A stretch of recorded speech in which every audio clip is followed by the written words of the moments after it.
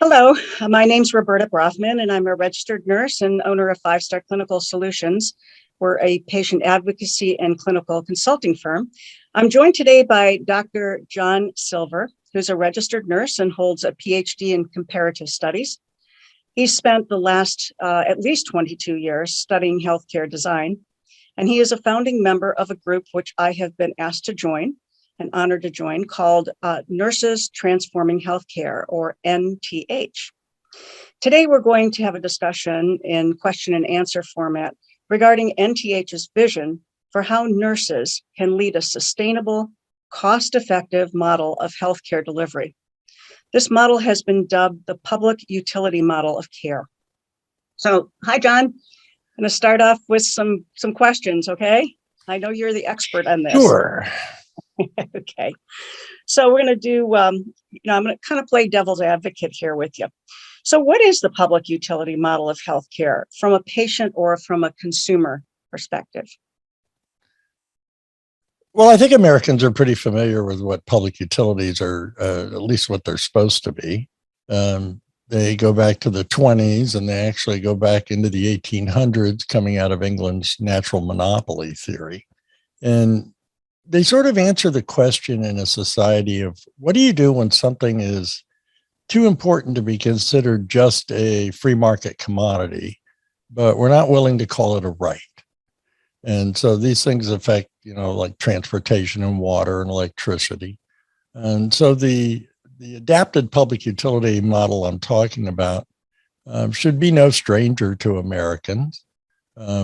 The idea is that we distribute the costs of the system to everybody, since healthcare impacts all of us, whether, nationally, from a state level, certainly from business in terms of productivity, and then, of course, at the individual level. So the idea of the adapted public utility model is that everybody in the country gets covered. Every community is covered. Including areas that we're not going into, like rural and some of the inner city communities and some of the suburban communities that don't have high insurance rates. The driver for healthcare now has been profit. And if they can't make profit off the services that are being proposed, then they don't do those services. If they start losing money in areas, then they start closing those facilities down. And we see that across the country now, particularly in the rural areas of America. So the object of this is that, like electricity or like clean drinking water, that we provide this service of healthcare, and that means access and resources and leadership and outcomes and cost efficiency, and working with public and working with the communities to identify and then provide the prevention and primary care and health services that are needed. Okay. So what you laid out looks like it appears that everything is going to be paid for. Obviously, in a public utility model, we each pay for whatever electricity or water or whatever we use. So where does the money come from? Is it from my pocket, so the individual's pocket, for a monthly payment to the medical portion of my public utility bill? If it is based on my personal usage, the more I use, the more I pay. How does that work? Well, that would sort of make sense if you were talking about electricity, but we're not. So that's why I call my model an adapted public utility model. Again, go back to the issue of healthcare as a national concern, a state concern, a community concern, an individual concern, and a business concern. So under this model, the cost would be covered by all of those entities.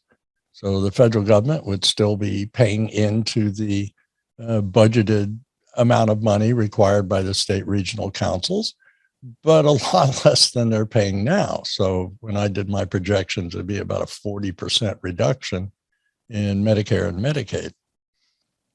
From the state level, most states work at about a 20% of their state budget going for health services. So again, that would be reduced to maybe 10% or 11%. Businesses now, corporations and businesses, GM released a report years ago, I guess, that said that $1,500 of every car cost was related to their healthcare expenses that they had to have. So the idea is that companies and corporations depend on the health of their employees for productivity. So they would also pay in, but they would no longer have to manage and decide on which health benefit plans were the best plans or anything. But they would pay a lump sum based on the number of employees they have into this pot of funding for the regional councils. Smaller businesses too, but at a much reduced rate. We can certainly do this based on profits and other criteria and tax law or whatever. Okay. Counties, cities, communities, all of these people are paying money for healthcare. Right. We just want to have it paid a lot less. From an individual perspective, and there's a variety of ways to do this. You can do it on income tax returns, or you can do it on just housing.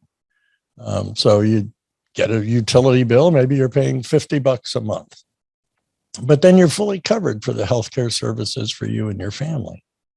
Again, the idea is changing healthcare from being individual billable interactions for everybody to services that are provided to the communities. Right. So then how would you control costs? How do we make sure that costs do not escalate? Well, there's a couple of reasons, or a couple of ways, I should say, that this model addresses cost. The first is now that we have competitive systems that can't work together. The idea of these state regional councils is that they'd be able to work together since they're non-competitive.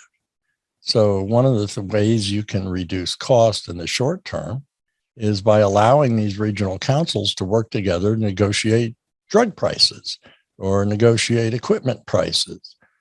Excuse me. And I've always said, if I go into a BMW dealership and I tell them I want to buy a BMW, I'm going to pay retail. If I go into that same dealership and tell them I want to buy 20 BMWs, I'm not going to be paying retail for those cars.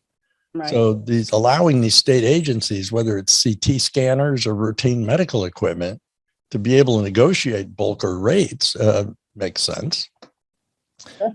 There's other cost issues in healthcare, and we have to accept the fact that 35% of the overhead in healthcare comes because we're paying insurance companies and because we're paying exorbitant administrative fees as these administrations have expanded. So in this model, we're really going to layer out and flatten the administrative structure into these state regional councils. My goal would be to get the overhead cost of administration down to around 8%. Right. But these are just kind of short-term goals. The longer-term goal to reduce costs is to reduce need. We're, paying 60-something% of what we spend in healthcare is on basically self-inflicted chronic diseases. Right. If we can actually have a prioritization in the health system on things like prevention and primary care, hopefully we can start bending that needle down in, like I said, self-inflicted chronic diseases, which are driving up our costs. We have to start addressing national issues like obesity. If we don't address these things, there's never going to be a decrease in the need for services, and in our case, the need for high cost interventional and diagnostic services.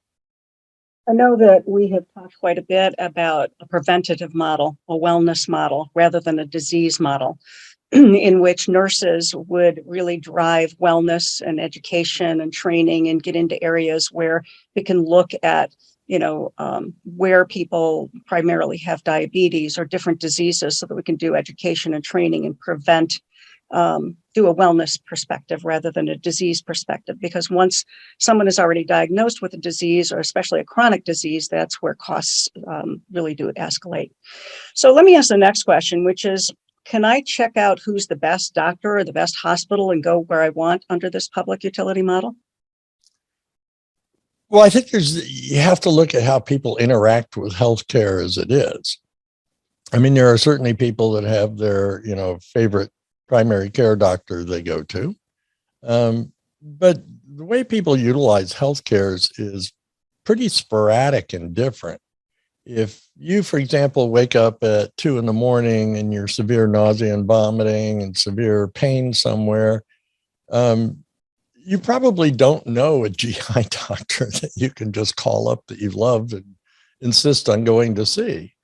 You go to your emergency room where you're going to be, hopefully they'll attempt to diagnose what's going on. Then if you have a GI doctor, I guess they would call them. If you don't, then they use who's on staff on who's on call that night, and that'll be your admitting physician. I much prefer the model, to be honest, that we use in teaching hospitals, where you're not so much admitted to a physician, but you're admitted to a service, a surgical service or a medical service. Because to be perfectly honest, if we can make this system focus on quality instead of quantity, we can then hold ourselves responsible through peer review for the delivery of quality outcomes. Let's use another example. If you decide to do something elective, you need your shoulder done. You're not going to go to the whatever facility you research that thinks that it has better outcomes with shoulder surgeries. You're going to go to the orthopedic surgeon that you go to, and then their admission privileges are going to decide what facilities you go to. So this idea that we, all of us have researched all of these specialties in medicine and find the best one that we get along with and like, the overwhelming way people find primary care doctors is through referrals from friends and family. That's not necessarily an assurance of quality. The other big advantage we have in this country, and it makes us unique in the world, are our nurse practitioners. Nurse practitioners have really completed the circle of nursing to where we can come back now and be that socially active force that drives things like prevention and primary care, even in a host of communities that have been grossly underserved historically. Okay. So, obviously this is going to change the whole system of payment. It's going to change how insurance companies get paid, or if insurance companies even exist. So how would we take on, or who's going to take on the insurance companies and the pharmacy companies, which are very influential in this country? Well, certainly not our political system. They're getting way too much money from these groups to ever really do significant reform. The insurance companies aren't all going to go out of business. It's just the healthcare portion of what they do is going to be gone. They'll no longer be in that healthcare insurance market because we won't need it anymore. Like I said, the administrative structure is going to be drastically reduced in healthcare too. The natural tendency in systems is for there to be increasing political corruption of the system. And one of the comments I hear a lot about public utility models is, well, I'm from Texas. I don't want my whole grid closing down when it gets cold, or the healthcare system not working, or, my utility is been horribly corrupted in Duke Energy in North Carolina, or look what happened in Enron.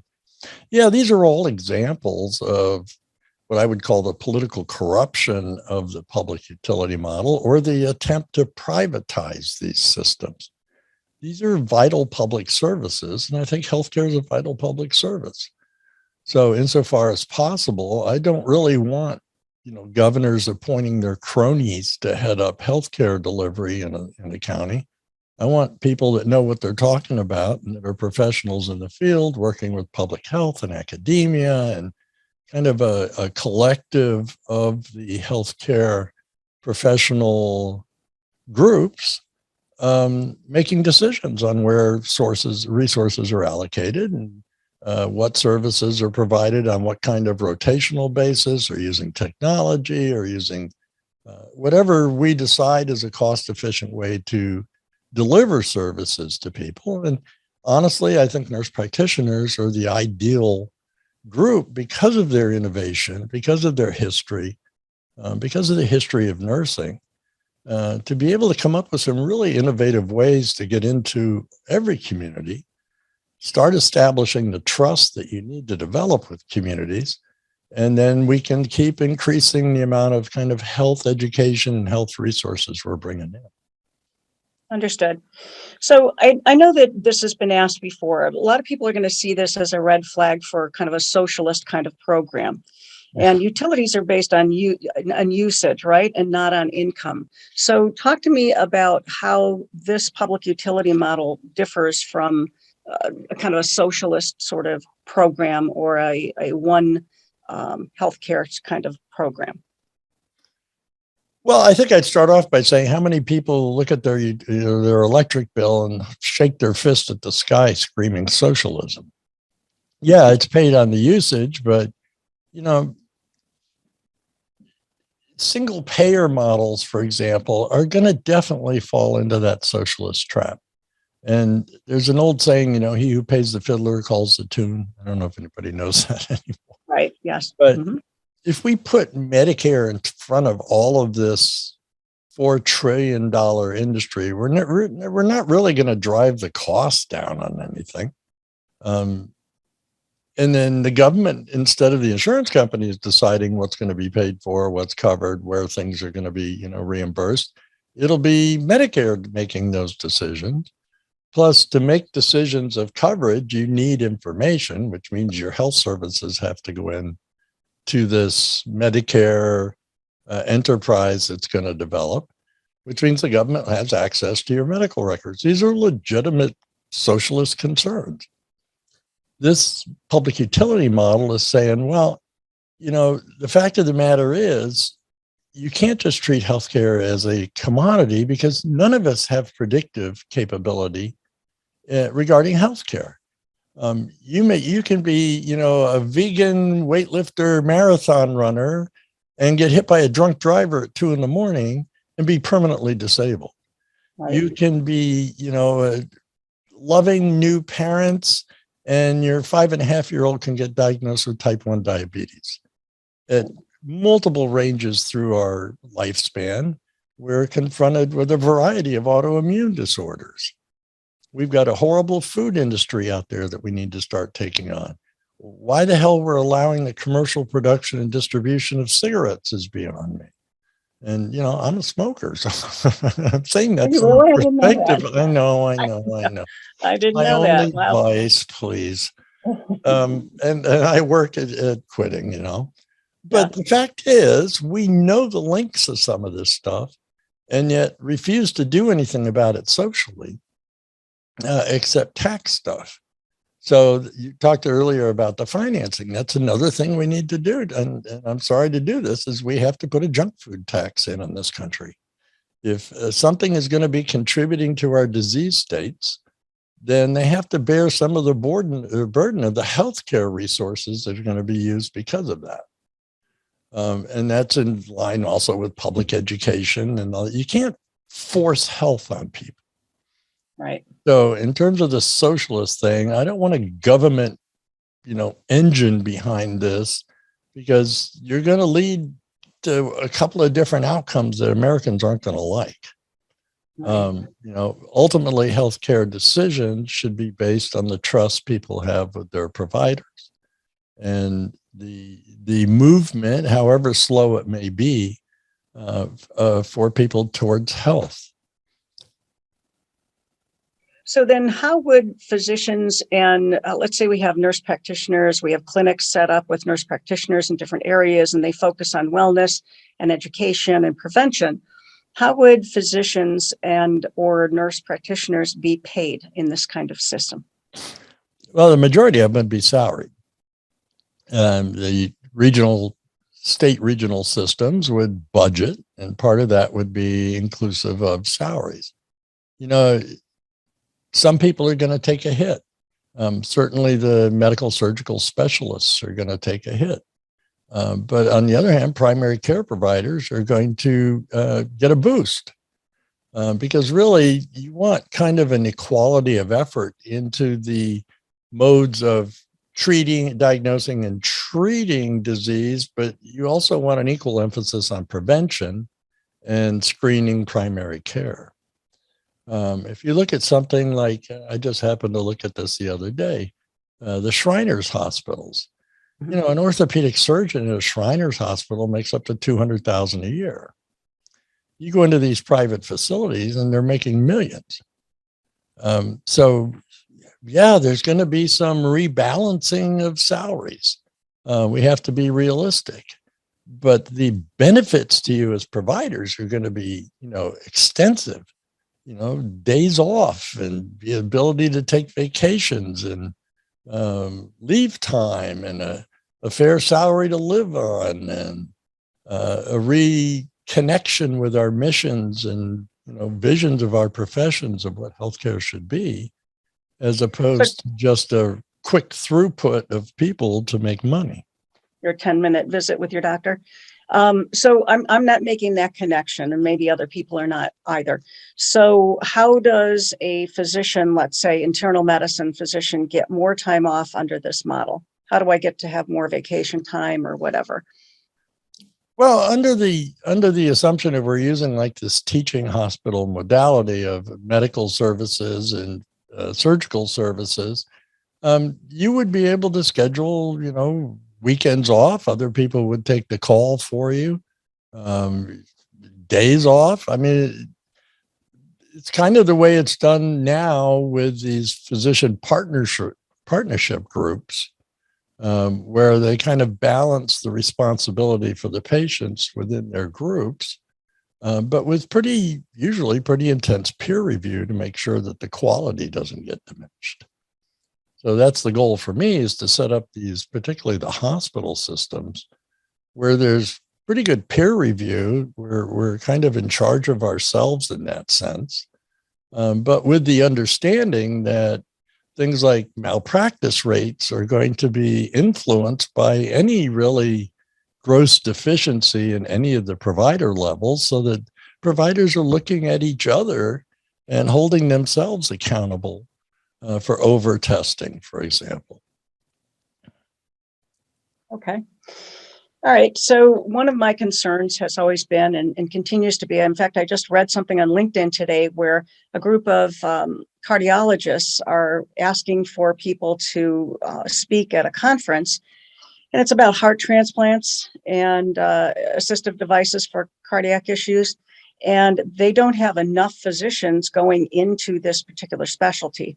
So they're having a conference and looking for speakers to discuss why this is. Why are med students or fellows not going into cardiology and transplant surgery?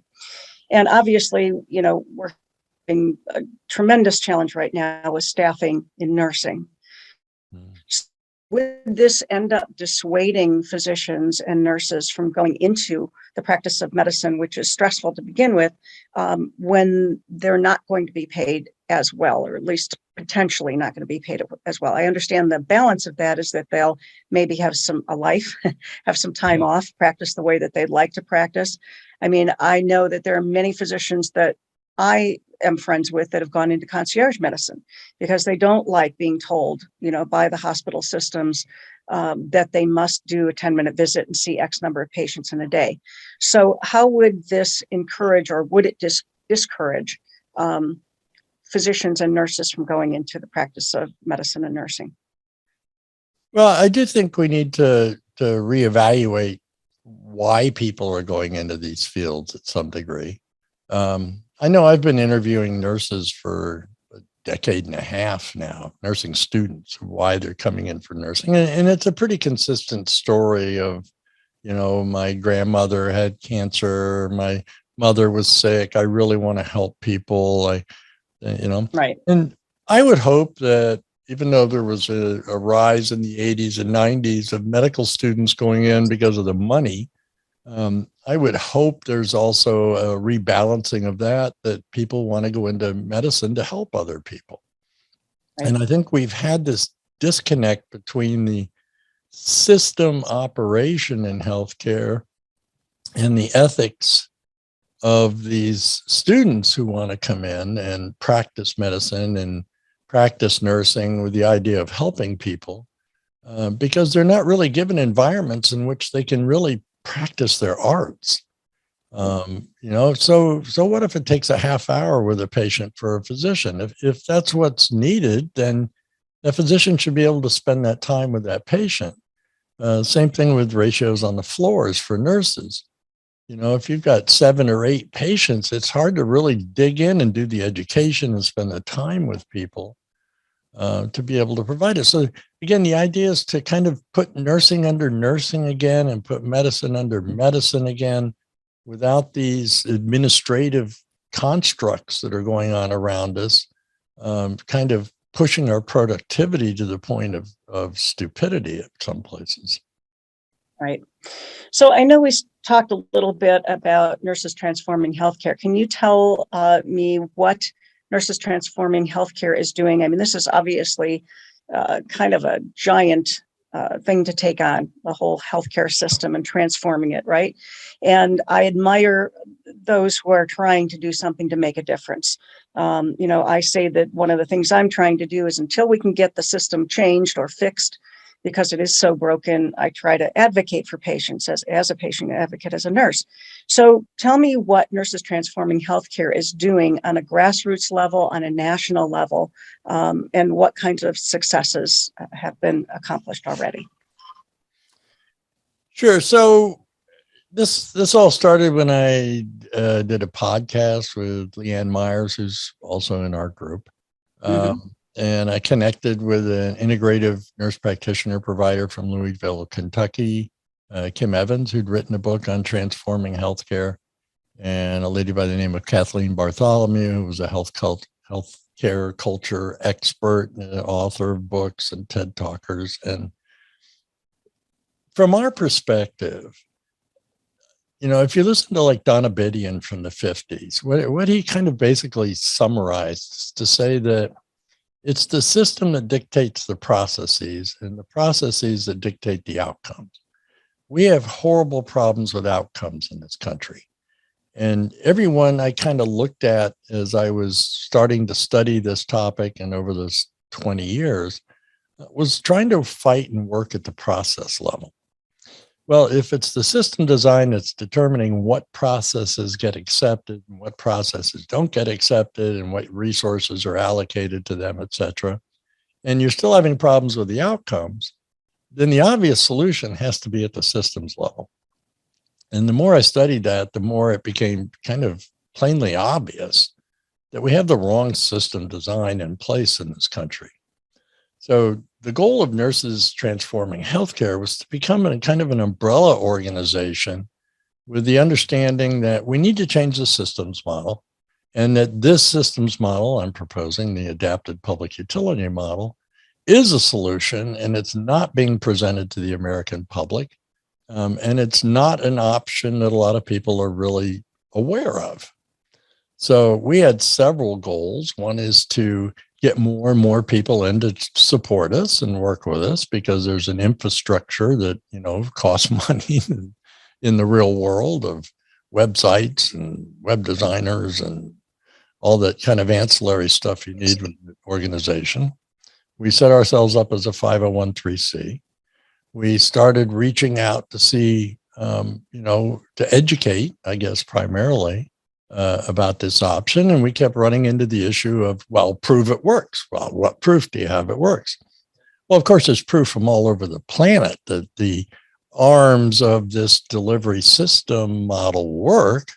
But to expect proof for the public utility model itself, beyond what we already know about public utilities, there's really no proof that this model would work in terms of healthcare as a complete model, because it requires the regional state councils, and you have to set that up. So we kind of went down some rabbit holes for a while. We worked in some state legislators. We were actually in the bill in Minnesota. This was to go in and use the kind of nurse practitioner innovations to get healthcare services back into some rural communities. But you're right, the socialism trap flew up at us because they didn't read what we were saying. And one, it was blocked by two basic legislators. One of them that thought it was just a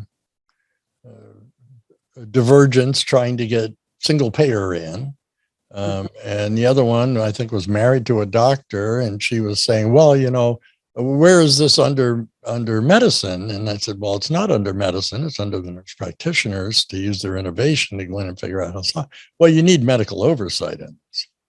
So I reminded her, I said, 3 years ago, you passed independent nursing practice for nurse practitioners.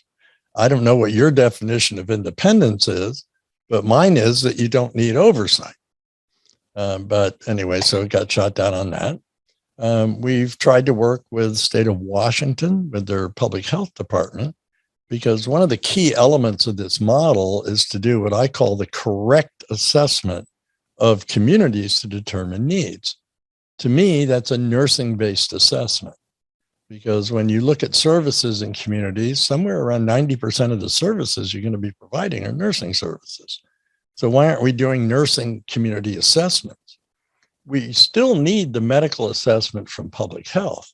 We still need that tie-in with public health so that when things are identified, whether it's contaminated water or air or food or whatever it is, we can get that data, that quantitative data on the medical type perspective. But to do a proper assessment, to start developing trust with communities, you need that nursing-based community model. And so I took work with Gene Watson from the University of Colorado, who has a caring-based community assessment. I integrated some of the World Health Organization community assessment stuff. It's pretty important too. So I integrated those so that we'd have an ancillary community assessment tool to the public health, not a redundant one, so that we could start seeing not so much the resilience of communities, which is a term I hate, but how communities have adapted to not having healthcare resources. I think that's a much more important thing. So that's sort of Sister Callista Roy and how people adapt to situations and then the consequences of different, access or not access. So tell everyone, please, or tell me, I know, but for everyone listening, how can people get involved, and how can they, if they choose to support Nurses Transforming Healthcare, how can they get involved? And is there an email? Is there a website? Tell us about the website for Nurses Transforming Healthcare and how they can get involved if they so choose. Yeah, we have our website, nursestransforminghealthcare.org. You're certainly invited to go there and read what it is. It's a work in progress. I'll say that. There are other things that I also want to get up on that website. You've registered there. We'll send you out contact information and let you know. We need a lot of talents. We're a mastermind group of 7 or 8 people trying to initiate this all. We need a lot of expertise and organizational management. And although we have 2 brilliant people in there doing that now, thank you very much. It's a lot of very, very bright people and accomplished people, including yourself, John. So, I consider myself fortunate to be asked to be part of the group and to learn more about Nurses Transforming Healthcare. Clearly, healthcare is in dire straits. In the many years that I've done healthcare, I don't think I've ever been as concerned as I am right now about what's going on in healthcare. Not only the payment model, how sustainable it is, but physicians and nurses just struggling and burning out, and it's very, very frightening. Horrible. Honestly. Yes. But we need people that understand social media. I mean, look at me. Do you think I know? Do you think I'm on TikTok? We need people that understand social media and how to use social media to get messaging out. We need event coordinators. We need people with experience in nursing professions, leaders in organizations. June, I'm going to have the opportunity with Kim Evans, my partner, to go out and finally address the American Academy of Nurse Practitioners to try to talk to them about their role in this and how important it is that we have nurse practitioners, the completion of the circle of nursing I talked about earlier, the provider level it gives us as an advantage versus any other country in the world. To be able to meet the needs of every community and help people, which is, I think, our ultimate goal. So joining, you want to donate, that's great. None of us in Nurses Transforming Healthcare are trying to get rich. All the money that comes in goes to, helping us build this organization up. And the idea from the NTH perspective is to be able to break into the national media discussion to present this option to the American public, because again, with $100 million a year, 100 million plus going into the political process, we're not going to be able to compete with those lobbyists in terms of money. So the only other thing politicians are going to respond to are voters. And this is not a red issue. It's not a blue issue. Republicans are going bankrupt with healthcare. Democrats are going bankrupt with healthcare. Republican communities don't have access. Minority communities don't have access. People with economic problems aren't getting access. There's a lot of social determinants of healthcare that need to be brought under scrutiny. So there's all these kind of things that are going to take an American public that's fed up with the high cost, with the bankruptcies, with the sporadic services, with all of these issues, so that we can mobilize political pressure on politicians to actually affect change. And it's not that hard a political move, to be perfectly honest with you. If you look back again at the public utility model, one of the primary legislations they had to pass, and this could come out of CMS if Congress would, support them, is to say, listen, if you're going to provide healthcare services at this level in the United States, this is what your administrative structure has to look like. There isn't a single major medical facility in this country that could survive not having Medicare dollars. So CMS has a tremendous amount of clout. But what they're proposing is a 20, 30-year gradual integration of what they're hoping value-based care is going to lead to, although it's really unclear how that works into remote rural communities or communities of people that can't afford 70, 80, 90, 150 bucks a month extra on top of health insurance. So they're really not going to meet the needs of this. If you look at public health, we haven't met a single goal from public Healthy People 2000. And now they're talking about Healthy People 2030. How many decades are we going to go on failing to meet our goals? Because we're using the wrong community assessment tool, and we have the wrong system designed for healthcare. Well, John, thank you so much for answering these questions. I think these are the types of questions that most people are going to ask. Is there anything else you wanted to add before we conclude?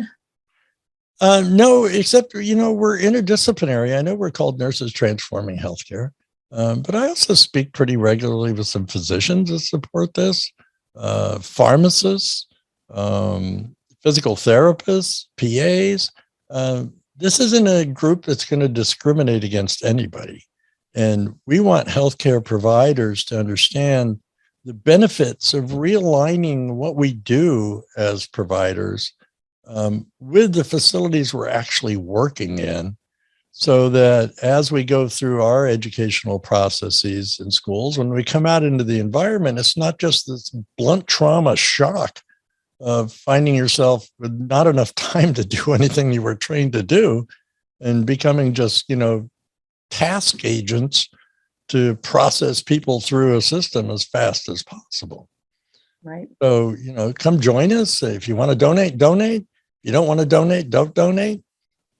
Come in and listen, support us, sign up with us, and let's get this ball moving. Sounds good.